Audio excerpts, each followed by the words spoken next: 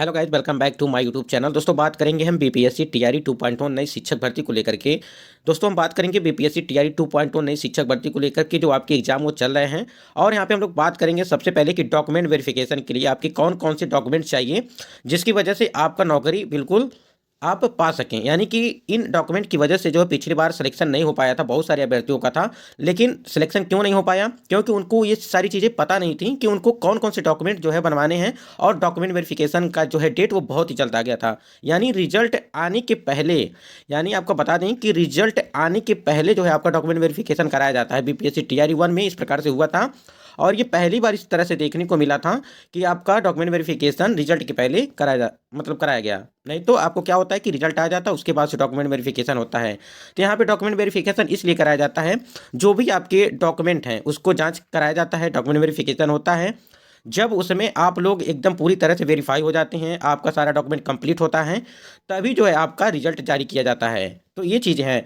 आज हम बात करेंगे कि डॉक्यूमेंट वेरिफिकेशन के टाइम पे आपके कौन कौन से डॉक्यूमेंट चाहिए जिससे आपका जो है नौकरी बिल्कुल लग जाए, यानी कि नौकरी आपकी पक्की हो जाए। यदि अभी तो टाइम है आपको, इसलिए ये वीडियो आपके लिए काफ़ी महत्वपूर्ण है। तो वीडियो पर बने रहिएगा लास्ट तक। और चैनल पर पहली बार विजिट किए हैं तो चैनल को भी सब्सक्राइब करके बेल आइकन को प्रेस कर सकते हैं, जिससे कोई भी नोटिफिकेशन आती है तो आपको सबसे पहले हमारे चैनल के माध्यम से मिलती रहेगी। चलिए बात कर लेते हैं यहाँ पे कि डॉक्यूमेंट वेरिफिकेशन में कौन कौन से ऐसे कागजात हैं जो आपको जरूरी हैं आपके डॉक्यूमेंट वेरिफिकेशन के लिए। एक एक करके हम लोग बात कर लेते हैं। यहाँ पे आप देख सकते हैं कि बिहार शिक्षक भर्ती के लिए आवश्यक जो है कागजात, यानी कि जो आपके डॉक्यूमेंट वेरिफिकेशन होंगे उसमें कौन कौन से कागजात आपको चाहिए जो आपकी भर्ती में काफ़ी मदद करे। यानी कि हाई स्कूल का मार्कशीट होना चाहिए और 10th का, यानी कि हाई स्कूल का मूल प्रमाण पत्र और सर्टिफिकेट, इसको ध्यान रखिए। यानी कि आपका हो गया हाई स्कूल का। उसके बाद 12th का मार्कशीट होना चाहिए आपके पास। उसके बाद 12th का जो मूल प्रमाण पत्र है और सर्टिफिकेट, ये दोनों होने चाहिए। अब तो एक ही में आ रहा है दोनों। यहाँ पे देखिए ग्रेजुएशन या स्नातक का मार्कशीट, ग्रेजुएशन, स्नातक का सर्टिफिकेट या डिग्री आपके पास होनी चाहिए। डिग्री भी आपको रखनी है। उसके बाद से यहाँ देखिए ग्रेजुएशन, स्नातक का सर्टिफिकेट और डिग्री।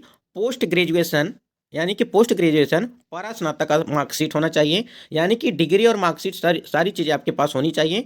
पोस्ट ग्रेजुएशन, परा स्नातक का सर्टिफिकेट, डिग्री होना चाहिए। डीएलएड हो, आप लोगों ने डीएलएड किया है, बीएड किया है, एमएड किया है, उसका सर्टिफिकेट या मार्कशीट आपकी होनी चाहिए। सर्टिफिकेट, डिग्री, यानी कि डीएलएड, बीएड, एमएड। सीटेट का होना चाहिए, यानी कि 6 to 8 में आपको सीटेट पेपर 2 चाहिए। या स्टेट का मार्कशीट होना चाहिए। सीटेट स्टेट का सर्टिफिकेट होना चाहिए। उसके बाद से देखिए बिहार के छात्रों के लिए उसमें जाति प्रमाण पत्र, आय प्रमाण पत्र, निवास प्रमाण पत्र और यहाँ देखिए ओबीसी एनसीएल, यानी कि क्रीमी रहित वाला जो है आपको वो सर्टिफिकेट आपके पास तो होना चाहिए। यदि देखिए कोई भी आरक्षण आपको चाहिए तो उसका सर्टिफिकेट आपके पास होना चाहिए। ईडब्ल्यूएस सर्टिफिकेट, आर्थिक रूप से जो कमजोर वर्ग के लिए हैं जो ईडब्ल्यूएस सर्टिफिकेट है वो होना चाहिए। उसके बाद देखिए यहाँ फिजिकल हैंडीकैप्ड के लिए दिव्यांगता सर्टिफिकेट, विकलांगता के लिए जो विकलांग हैं यानी कि पीएच कैंडिडेट हैं उनके लिए। उसके बाद आपका आधार कार्ड होना चाहिए। एक पासपोर्ट साइज मतलब कि फ़ोटो होना चाहिए, आपके पास रहनी चाहिए। लगभग 10-12 आप रख लीजिएगा, आपकी सुविधा के लिए वहाँ पे अच्छा रहेगा। उसके बाद से यहाँ देखिए पासपोर्ट साइज फ़ोटो। उसके बाद यहाँ नोट में देखिए जाति, आय, निवास, ओबीसी एनसीएल वर्तमान समय का होना चाहिए। यानी कि 6 महीने का पहले का यदि है तो सही है। यदि 6 महीने के बाद का है, यानी कि 6 महीने से ज़्यादा हो गया है, तो कोशिश करिए कि आप लोग अप्लाई कर दीजिए जिससे बन के आ जाए, वो सही रहेगा। यानी कि जो भी वर्तमान का रहेगा, जल्द का रहेगा तो वो सही रहेगा। जिनके पास ये सारे कागजात नहीं हैं कृपया करके जल्द से जल्द बनवा लें। और एक बात, विवाहित लड़कियों का जाति, आय, निवास तथा ओबीसी एनसीएल में पिता का नाम होना अनिवार्य है। तो ये कुछ महत्वपूर्ण थी। अब यहाँ पे हम लोग बात कर, यहाँ पे जो बीपीएससी की तरफ ऑफिशियल चीज दिखाई गई थी, यहाँ पे देखिए अनुशंसित अभ्यर्थियों के लिए अनुदेशन, निर्धारित तिथि काउंसलिंग हेतु उपस्थित होने वाले अनुशंसित अभ्यर्थियों द्वारा निम्नांकित कागजातों को प्रस्तुत किया जाएगा। जैसे एक नंबर में देखिए यहाँ पे कि बिहार लोक सेवा आयोग की विद्यालय अध्यापक नियुक्ति प्रतियोगिता परीक्षा 2023 का मूल प्रवेश पत्र एवं उसकी 100 अभिप्रमाणित छाया प्रति, यानी कि जो आपका एडमिट कार्ड है, यानी कि अध्यापक नियुक्ति परीक्षा का मूल प्रवेश पत्र, यानी कि आपका एडमिट कार्ड और उसका एक फोटो कॉपी। दूसरे नंबर पे देखिए यहाँ पे मूल आधार प्रमाण पत्र एवं उसकी स्व अभिप्रमाणित जो है छाया प्रति, जो आधार है प्रमाण पत्र होना चाहिए, मूल आधार। उसके बाद तीसरे नंबर पे आप देख सकते हैं कि लिखा हुआ है कि सभी शैक्षणिक एवं प्रशैक्षणिक प्रमाण पत्रों की मूल एवं बिहार लोक सेवा आयोग की वेबसाइट पर अपलोड किए गए प्रमाण पत्रों की डाउनलोड प्रति जिसमें बिहार लोक सेवा आयोग का वाटरमार्क परिलक्षित हो कि एक एक स्व अभिप्रमाणित छाया प्रति। यहाँ पे आप लोगों ने जो फॉर्म अप्लाई करते टाइम पे जो अपना डॉक्यूमेंट डाला था, जैसे सीटेट का हुआ, हाई स्कूल का, इंटर का, ग्रेजुएशन का जो डाला था आपने, उसका जो है यहाँ पे ऑफिशियल साइट पे आपको बताया जाएगा कि कब आएगा। उस पर जो है आपका देगा वो वाटरमार्क देगा, यानी कि वाटरमार्क उस पर लगा रहेगा। आपको दिखा देते हैं। तो जो वाटरमार्क वाला हमने बताया अभी आपको कि जो भी आप लोगों ने डॉक्यूमेंट अपलोड किया है उसका जो वाटरमार्क आएगा पीडीएफ, मतलब कि उस पर जो आप लोगों ने अपलोड किया है, इसी प्रकार से देखिए यहाँ पे बिहार लोक सेवा आयोग का एक वाटरमार्क है। इसी प्रकार से मान लीजिए सीटेट का यहाँ पे सर्टिफिकेट है, तो यहाँ पे जो वाटरमार्क लग के आया है और ये चीज़ें आपको बिहार लोक सेवा आयोग की वेबसाइट पर जो है ये अपलोड कर दी जाएगी। अभी अपलोड नहीं की गई है, जैसे ही अपलोड की जाएगी आपको हम वीडियो के माध्यम से जो है बताते रहेंगे। उसके बाद यहाँ पे देखिए कि चौथे नंबर पे सीटेट बीटेट एस्टेट उत्तीर्ण प्रमाण पत्र मूल एवं बिहार लोक सेवा आयोग की वेबसाइट से डाउनलोड वाटरमार्क प्रति का स्वअभिप्रमाणित छाया प्रति आपके पास होनी चाहिए। यानी कि सीटेट का भी आप लोगों ने अपलोड किया होगा, चाहे पीआरटी का एग्जाम दिए तो पीआरटी में होगा, या तो आप लोग 6 to 8 के लिए जो जूनियर का था उसमें आप लोगों ने किया होगा, तो उसका भी जो है प्रमाण पत्र अभी जो हमने दिखाया वाटरमार्क लगा हुआ है, तो उसको भी डाउनलोड करिएगा, पीडीएफ फाइल में आएगा। उसके बाद उसका एक फोटोकॉपी आपके पास रहना चाहिए।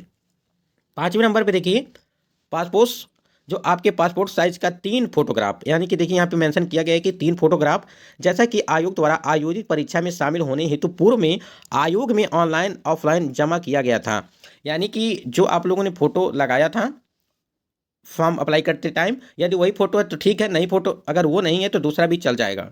उसके बाद देखिए यहाँ पे 6 नंबर पे आरक्षण दावा से संबंधित मूल प्रमाण पत्र एवं उसकी एक बिहार लोक सेवा आयोग की वेबसाइट से डाउनलोड वाटरमार्क प्रति स्वअभिप्रमाणित छाया प्रति। यानी कि जो भी आपके आरक्षण संबंधित मूल प्रमाण पत्र हैं, यदि किसी भी चीज़ का आपकी आरक्षण चाहिए, छूट चाहिए, तो उसका बिल्कुल मूल प्रमाण पत्र आपके पास होना चाहिए और उस पर जो है वाटरमार्क लगा होना चाहिए, क्योंकि आप लोगों ने फॉर्म अप्लाई करते टाइम यदि अपलोड किया होगा तो वो चीज़ें वहाँ पे वाटरमार्क सहित जो है आपको दिखाई देंगी। 7वें नंबर पे देखिए जन्म तिथि में छूट यदि लागू हो से संबंधित दावा प्रमाण पत्र एवं बिहार लोक सेवा आयोग की वेबसाइट से डाउनलोड वाटरमार्क प्रति की स्वअभिप्रमाणित छाया प्रति। यानी कि जो भी आप लोग प्रमाण पत्र अपलोड किए हैं उसका जो है आपको वाटरमार्क उस पर लगा होगा, यानी लगा रहेगा यदि अपलोड किया है तो। काउंसलिंग हेतु उपस्थित होने वाले वर्ग 9 और 10 एवं वर्ग 11 और 12 के सफल अभ्यर्थी, मतलब कि ओरिएंटेशन लगभग 2 सप्ताह हेतु तैयारी के साथ आएंगे। ये तो रह गई आपकी। बाकी ये डॉक्यूमेंट जो हमने आपको बताया है, इस सारी डॉक्यूमेंट आपको एकदम मतलब कि सारी चीज़ आपको कंप्लीट होना चाहिए। मान लीजिए किसी के यदि 6 महीने का पहले का है, मतलब कि 6 महीने हो गए हैं प्रमाण पत्रों को, तो जैसे जाति निवास आय इसके लिए, तो आप लोग उसको ज़्यादा दिन हो गया तो उसको अच्छे से मतलब कि दोबारा जो अप्लाई कर सकते हैं बनवाने के लिए।